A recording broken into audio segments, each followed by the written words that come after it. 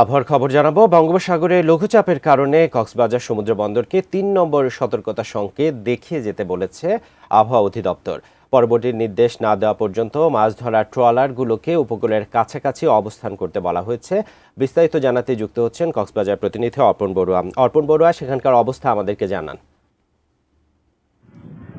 যেমনটি বলছিলেন, এই মুহূর্তে আমি রয়েছে কক্সবাজার সমুদ্র সৈকতের দেখতে পাচ্ছি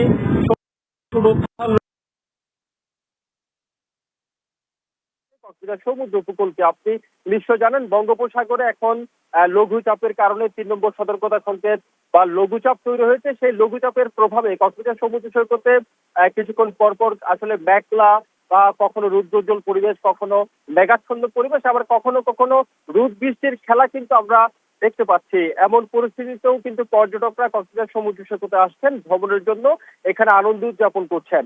আরেকটি বিষয় জানিয়ে রাখতে চাই, আবহাওয়া অধিদপ্তরের পক্ষ থেকে যেহেতু বলা হয়েছে মাছ ধরার ট্রলার সমূহকে গভীর বঙ্গোপসাগর থেকে উপকূলের কাছাকাছি এসে অবস্থান করার জন্য, সেই কারণে আমরা খবর দিয়েছি এই বৈরী আবহাওয়া পরিস্থিতি যেহেতু গত কয়েকদিন ধরে আসলে বিরাজমান, সেই কারণেই উপকূলের কাছাকাছি অনেক ট্রলার এসে অবস্থান করছে। আবার অনেক ট্রলার, যে ট্রলারগুলো আসলে মাছ ধরতে যাবার কথা বঙ্গোপসাগরে, সেই ট্রলারগুলো আসলে মাছ ধরার জন্য যায়নি। আমাদেরকে জেলা এবং ব্যবসায়ীরা জানিয়েছেন আসলে দীর্ঘ আসলে মাছ ধরার উপর